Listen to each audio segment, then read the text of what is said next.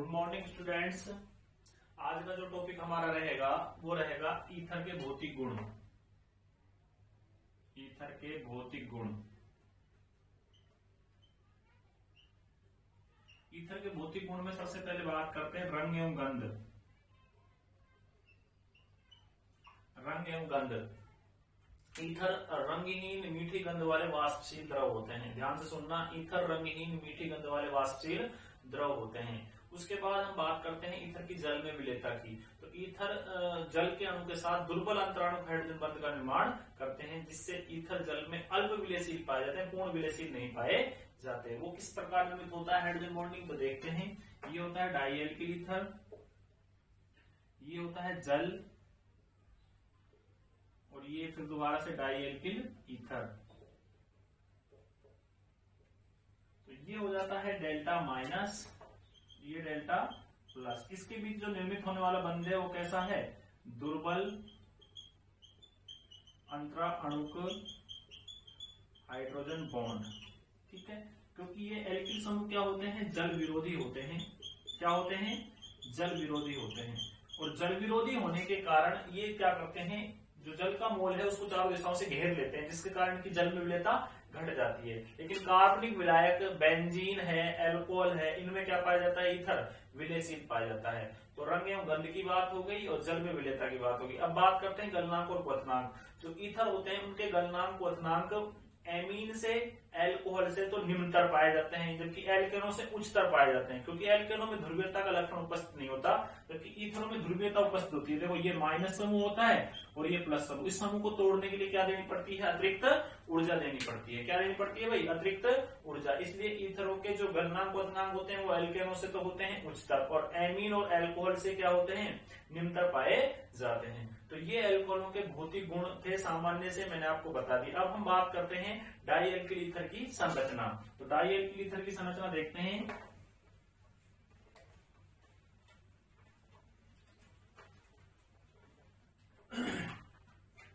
डाइएल्किल ether की संरचना।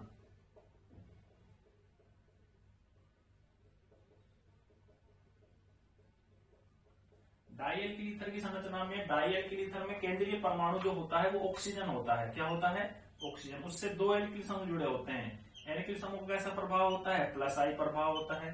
Oxygen के परमाणु के पास आप जानते हो दो युग्मित इलेक्ट्रॉन पाए जाते हैं। तो एक युग्मित इलेक्ट्रॉन का साझा यहाँ पर होता है, तो सिग्मा बंध यहाँ निर्मित होता है, एक का यहाँ से निर्मित होता है। तो शेष जो बचते हैं उनमें क्या पाए जाते हैं, दो लोन पेयर।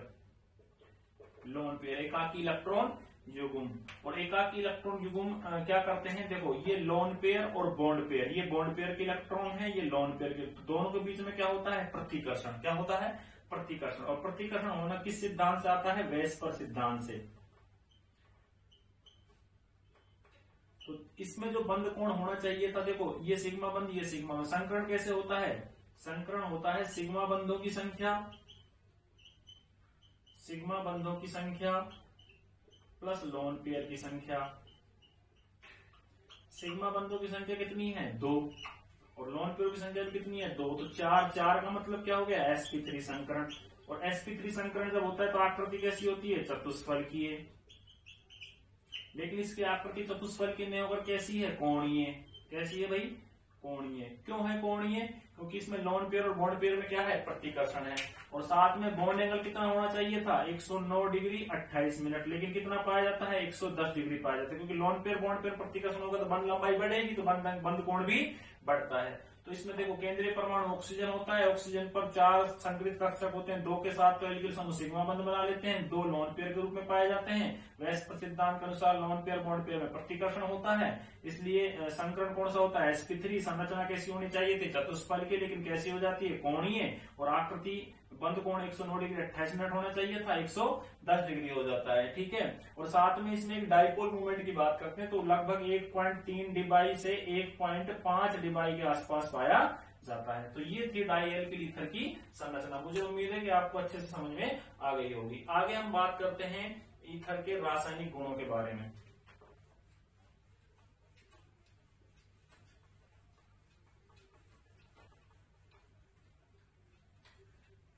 ईथरों के रासायनिक गुण।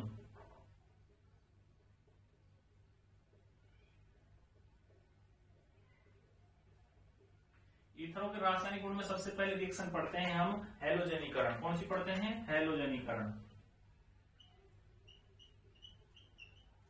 हैलोजनीकरण में क्या होता है? सूर्य के प्रकाश की अनुपस्थिति में जब डाई एल्किल ईथर की क्रिया हैलोजन अणु के साथ कराई जाती है तो alpha alpha die chloro die ethyl ether निर्मित होता है। तो देखते हैं C2H5OH, इसको इस प्रकार लिख देता हूं मैं, CH3 CH2O CH2 CH3, इसका नाम है डाई एथिल ईथर।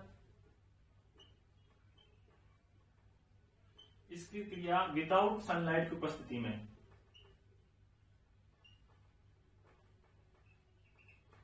क्लोरीन अणु के साथ कराई जाए। किसके साथ कराई जाए? क्लोरीन अणु को। तो अल्फा कार्बन से हाइड्रोजन परमाणु का प्रतिस्थापन हैलोजन परमाणु से हो जाएगा, ध्यान रखना। प्रोडक्ट बनेगा CH3, CH के नीचे Cl, CHO, CH के नीचे Cl और CH3। तो ये कार्बन भी अल्फा अल्फा, तो अल्फा अल्फा डाई क्लोरो, नाम क्या हो जाएगा? Alpha alpha die chloro die ethyl ether, नाम हो गया alpha alpha die chloro die ethyl ether. अगर ये तो क्या थी? Without sunlight. अगर सूर्य के प्रकाश की उपस्थिति में रिएक्शन कराई जाए तो प्रोडक्ट क्या बनेगा?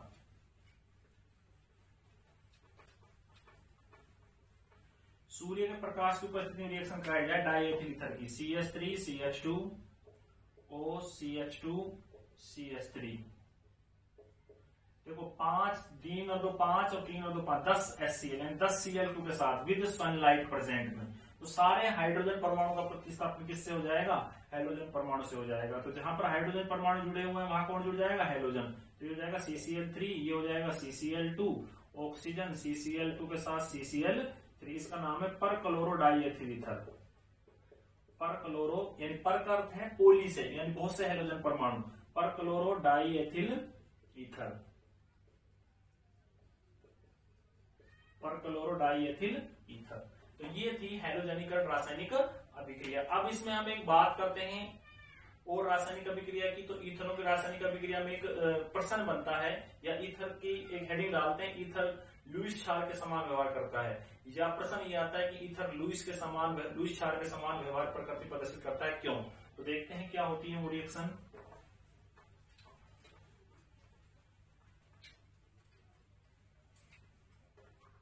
प्रश्न ये आता है ईथर लुईस क्षारों के समान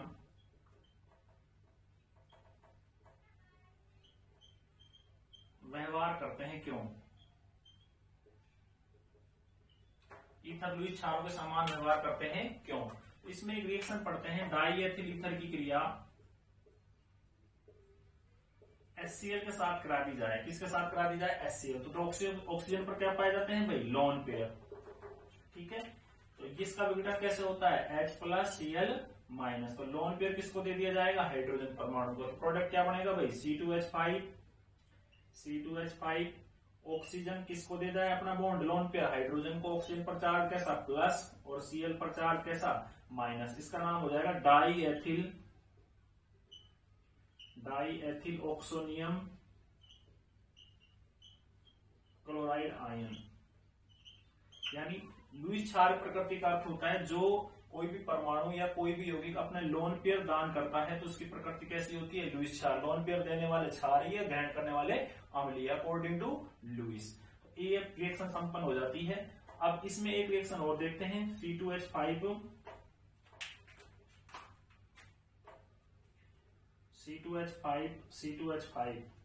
oxygen die ethyl ether H2SO4 के साथ, और H2SO4 का विघटन H+HSO4-।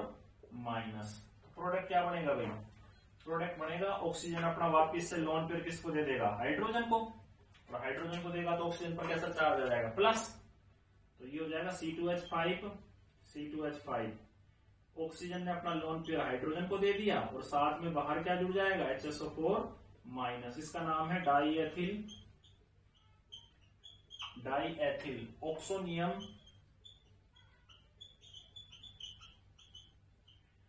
Oxonium hydrogen sulphate ion.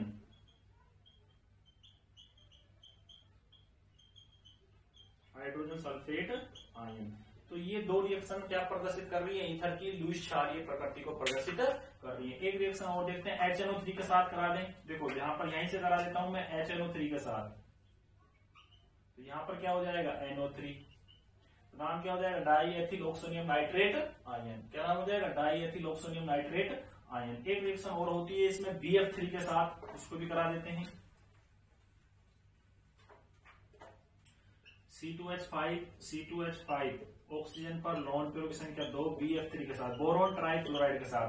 Boron के पास 3 एटॉमिक इलेक्ट्रॉन होते हैं, बाह्यतम कोश में 3 फ्लोरीन के साथ बंधित है। अब इसके साथ बॉन्ड बनाने के लिए इलेक्ट्रॉन है नहीं, तो क्या करेगा ऑक्सीजन अपना लोन पेयर किसको दे देगा, बोरोन को। किस बंध का निर्माण करेगा, उपसह संयोजक। ये सारा कैसे बंध है जो अपना लोन पेयर दिए जा रहे हैं, उपसह संयोजक बंध। तो प्रोडक्ट क्या बनेगा C2H5 ऑक्सीजन ने अपना लोन पेयर किसको दे दिया, बोरोन को। बोरोन के साथ कितने फ्लोरीन जुड़ गए, 3 फ्लोरीन जुड़ गए। ठीक है, ऑक्सीजन पर चार्ज कैसा आ गया प्लस। इसका नाम होता है ट्राइफ्लोरोबोरेन इथरेट आयन। ये भी अपने आप में एक ऑक्सोनियम आयन होता है जो ईथर की लुईस क्षारीय प्रकृति को प्रदर्शित करता है। तो ये 3-4 रिएक्शन मैंने आपको बताया कि ईथर की लुईस क्षारीय प्रकृति को प्रदर्शित करने वाली अभिक्रियाएं हैं। तो आपसे प्रश्न पूछा जाए कि ईथर की लुईस क्षारीय प्रकृति को प्रदर्शित करने की रासायनिक अभिक्रिया दीजिए, तो कोई भी एक रासायनिक अभिक्रिया आराम से दे सकते हो। इंपॉर्टेंट रिएक्शन थी और एग्जाम में अक्सर करके पूछी जाती है।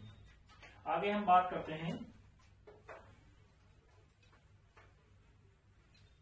ईथर की ऑक्सीजन अणु के साथ, O2 अणु के साथ। O2 अणु के साथ जब C2H5 ऑक्सीजन की क्रिया O2 अणु साथ करते, तो पेरोक्साइड का निर्माण होता है। किसका निर्माण होता है, पेरोक्साइड का। C2H5 ऑक्सीजन के बीच में बॉन्ड बनता है और इसको कहा जाता है पेरोक्साइड। इसके 2 मोल लगाते थे, इसका मोल, तो इसका नाम है ईथर पेरोक्साइड। अब इसमें एक महत्वपूर्ण रिएक्शन है, अगर ईथर को लंबे समय तक वायु में खुला छोड़ दिया जाए, तो ईथर एक विस्फोटक सामग्री का निर्माण करता है जो पेट्रोल से भी ज्यादा तीव्र खतरनाक होती है। उस विस्फोटक प्रोडक्ट का नाम क्या होगा, विस्फोटक प्रोडक्ट बनेगा कैसे, उसको देखते हैं।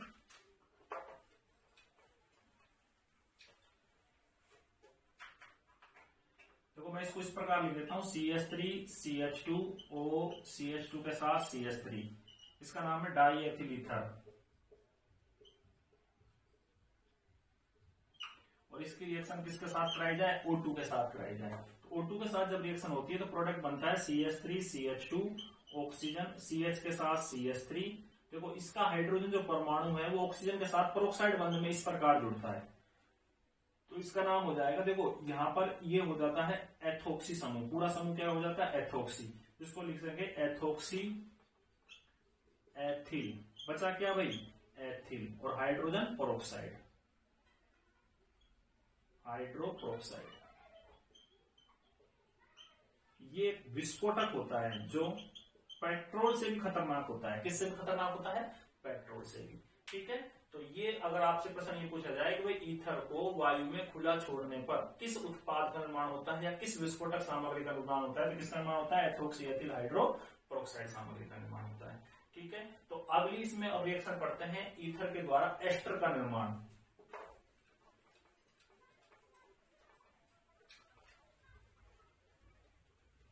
ईथर के द्वारा एस्टर का निर्माण। देखो डाई एथिल ईथर क्या होता है, C2H5O C2H5। इसकी रिएक्शन कराई जाती है एस्टिक एनहाइड्राइड के साथ। एस्टिक एनहाइड्राइड का फॉर्मूला क्या होता है, CH3C+O CH3। सबसे पहले तो इसका व्युत्पन्न नाम लिखते हैं, क्या नाम होता है, एसिटिक एनहाइड्राइड। ठीक है, और ये क्या हो गया आपका डाई एथिल ईथर। इसकी रिएक्शन जब हम कराते हैं तो देखो ये कैसे टूटता है, CH3C+O- और ये प्लस, एसिटाइल समूह प्लस। तो देखो ये ऐसे टूटेगा, ये माइनस और ये प्लस, तो यानी ईथर के एस्टर के 2 मोल निर्मित हो जाएंगे। CH3C+O C2H5 कितने मोल हो गए, 2 मोल। इसका नाम है ethyl acetate ion, ethyl acetate ion. और आईयूपीएससी क्या होता है इसका, एथिल एथेनोएट। तो ये हो गया एथिल, कितने कार्बन है, 2, तो इसका नाम होता है एथिल एथेनोएट। तो ये क्या निर्मित होता है, एस्टर निर्मित होता है। एक रिएक्शन पढ़ते हैं हम डाईएथिल ईथर की क्रिया कार्बन मोनोऑक्साइड के साथ। डाईएथिल ईथर की क्रिया कार्बन मोनोऑक्साइड के साथ।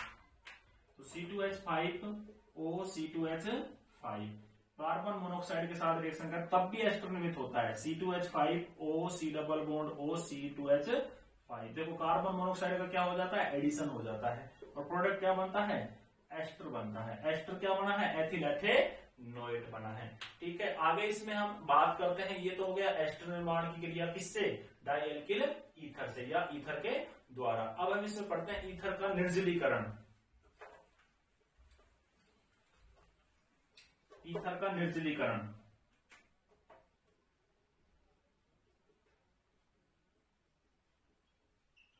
डाईएथिल ईथर का निर्जलीकरण C2H5O C2H5 निर्जलीकरण Al2O3 और 653 केल्विन टेम्परेचर पर। देखो हाइड्रोजन कितने हैं भाई यहाँ पर, 5 दूनी 10। तो देखो एल्कीन का निर्माण होता है C2 या C4H8 ओके।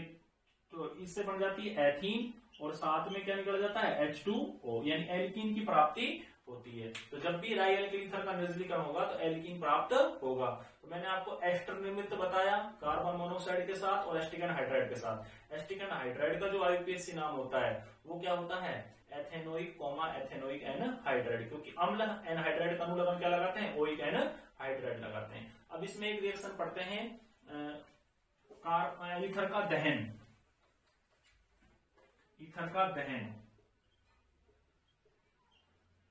देखो दहन जो रासायनिक अभिक्रिया होती है उसमें हमेशा ये ध्यान रखना CO2 और H2 निर्मित होते हैं। किसी भी हाइड्रोकार्बन समूह का जब दहन होगा तो हमेशा कार्बन मोनोऑक्साइड और H2O का निर्माण होता है। तो देखते हैं C2H5O C2H5 इसका दहन कराया जाए। क्या कराया जाए, दहन। और दहन हमेशा ऑक्सीजन की उपस्थिति में होता है, ऑक्सीजन अणु की उपस्थिति में। तो देखो कार्बन कितने 4, तो 4 तो क्या निकल जाएगी CO2।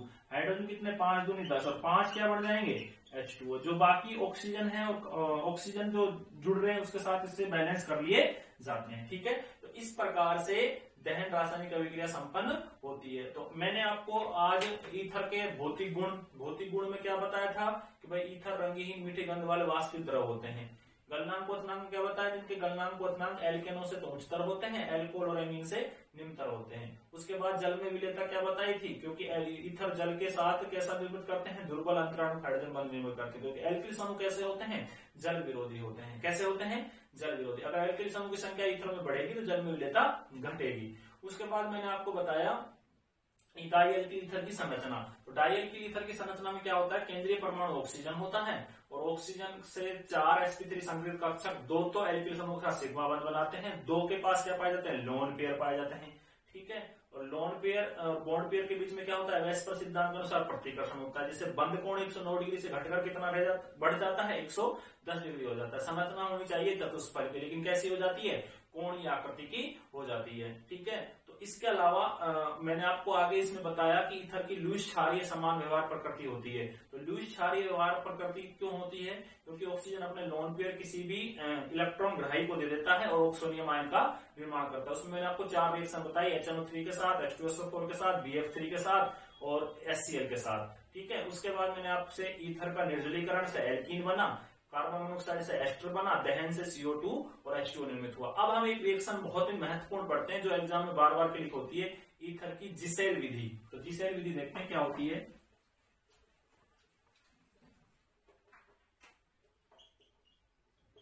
ईथर की जिसेल विधि, इसमें एक सामान्य रिएक्शन पढ़ते हैं। अगर C2H5O C2H5 की रिएक्शन HI के साथ कराई जाए, किसके साथ कराई जाए, HI के साथ। तो देखो ये माइनस हो गया, ये प्लस हो गया, ये प्लस हो गया, ये माइनस हो गया। प्रोडक्ट क्या बनेगा, C2H5OH और C2H5I, यानी एक तो हेलो एल्केन निर्मित होगा और एक क्या होगा, एल्कोहल निर्मित होगा। क्या निर्मित होगा, एल्कोहल। अब इसमें प्यारे बच्चों जो महत्वपूर्ण, देखो ये सामान्य अभिक्रिया तो आप आराम से कर सकते हो, लेकिन इसमें एक महत्वपूर्ण रिएक्शन जो होती है वो रिएक्शन ये होती है, अगर 3 डिग्री कार्बन युक्त मिश्रित ईथर मिले, मेरी बात ध्यान से सुनना, अगर 3 डिग्री कार्बन युक्त मिश्रित ईथर मिले और उसकी रिएक्शन HI के साथ कराई जाए, किसके साथ कराई जाए, HI के साथ, तो 3 डिग्री कार्बन से तो जुड़ेगा हेलोजन परमाणु, यूनिवर्सल ट्रूथ है। और छोटे एल्किल समूह के साथ जुड़ेगा हाइड्रोजन परमाणु। तो देखते हैं वो रिएक्शन किस प्रकार होती है। मुझे उम्मीद है कि ये आपको अच्छे समझ में आ गई और वो भी नेक्स्ट आगे आराम से समझ में आएगी। ध्यान देना बस। देखो यहां पर 3 डिग्री कार्बन है, CH3 C के साथ, CH3 के साथ, CH3 के साथ OCH3, 3 डिग्री कार्बन मिश्रित ईथर है, यानी ये एल्किल समूह एक अलग है, प्रत्येक ब्यूटिल समूह एल्किल समूह अलग है। तो ये कैसा ईथर है, मिश्रित ईथर। तो इसका यूपीएससी 1, 2 और 3, 2 पर क्या जुड़ रहा है, मैथोक्सी, 2 क्या हो गया, मैथिल, और 3 कार्बन की श्रृंखला है तो प्रोपेन। इसकी रिएक्शन किसके साथ कराई जाए, HI के साथ। तो देखो एल्किल समूह का कैसा प्रभाव है, +I प्रभाव। कैसा प्रभाव है, +I। 3 डिग्री कार्बन पर क्या बढ़ेगा, इलेक्ट्रॉन घनत्व। तो इस पर चार्ज कैसा आएगा, प्लस, और इस पर चार्ज कैसा आएगा, माइनस से जुड़ेगा H+, और प्लस से कौन जुड़ेगा, I-। ये ध्यान रखना, जब भी 3 डिग्री कार्बन आएगा किसी ईथर में तो आयोडीन जुड़ेगा या हैलोजन समूह जुड़ेगा, और हमेशा हेलोएल्केन निर्मित होगी। क्या निर्मित होगी, हेलोएल्केन। तो प्रोडक्ट क्या बनेगा, CH3 C के साथ, CH3 के साथ, CH3 के साथ I, और प्लस में क्या बन जाएगा, CH3OH, यानी तृतीयक हेलोएल्केन का निर्माण होगा। अब इसके जस्ट विपरीत, अगर इसके जस्ट विपरीत द्वितीयक कार्बन परमाणु युक्त ईथर मिले, ये तो तृतीयक कार्बन परमाणु युक्त ईथर है, और द्वितीयक कार्बन परमाणु युक्त ईथर मिले और उसकी रिएक्शन HI के साथ कराई जाए तो उत्पाद विपरीत हो जाएगा। ध्यान रखना, उत्पाद क्या हो जाएगा, विपरीत। बस ये चीज ध्यान रखने की है। तो उत्पाद विपरीत कैसे होगा, यानी द्वितीय कार्बन परमाणु युक्त ये हो गया CH3, CH के साथ CH3 के साथ OCH3, और रिएक्शन कराया जाए HI के साथ। अब उसमें तो क्या हो रहा था, हाइड्रोजन परमाणु जो था वो किसके साथ जुड़ रहा था, 3 डिग्री कार्बन से। लेकिन अब क्या होगा, हाइड्रोजन परमाणु किसके साथ एडिशन होगा, ऑक्सीजन के साथ, क्योंकि इतना एल्किल समूह का +I प्रभाव नहीं होता जितना कितने पर होता है, तृतीयक पर होता है। इसलिए ऑक्सीजन माइनस हो जाता है, CH3 प्लस हो जाता है, प्लस से कौन जुड़ जाएगा, I-। तो प्रोडक्ट क्या बनेगा, एल्कोहल, CH3 CH के साथ CH3। अब हाइड्रोजन नहीं जुड़कर ऑक्सीजन से कौन जुड़ेगा, हाइड्रोजन, और क्या प्रोडक्ट बनेगा भाई आगे, CH3। छोटे एल्किल समूह के साथ तो हेलोएल्केन बनेगा, और बड़े एल्किल समूह जो भी होगा द्वितीयक कार्बन, उससे क्या निर्मित होगा, एल्कोहल निर्मित होगा। और ये एल्कोहल कौन सा है भाई, द्वितीयक एल्कोहल है। कौन सा एल्कोहल है, द्वितीयक एल्कोहल। तो ये विधि कौन सी थी, ईथर की जिसेल विधि, जो बहुत ही इंपॉर्टेंट है, यहाँ से प्रश्न आता है। ये ध्यान रखना, अगर मिश्रित ईथर में 3 डिग्री कार्बन है तो उससे हाइड्रोजन परमाणु जुड़ेगा, ठीक है, और द्वितीयक कार्बन परमाणु युक्त मिश्रित ईथर है कोई तो उससे ऑक्सीजन परमाणु से हाइड्रोजन जुड़ेगा, और हाइड्रोजन परमाणु छोटे एल्किल समूह के साथ जुड़ेगा। ये ध्यान रखने वाली बात है इस रिएक्शन में। तो यहाँ पर ईथर आकर आज आपका कंप्लीट हो जाता है। नेक्स्ट चैप्टर हम अगले वीडियो में या अगले लेक्चर में शुरू करेंगे। आप लोगों के लिए बहुत बहुत धन्यवाद। जय हिंद।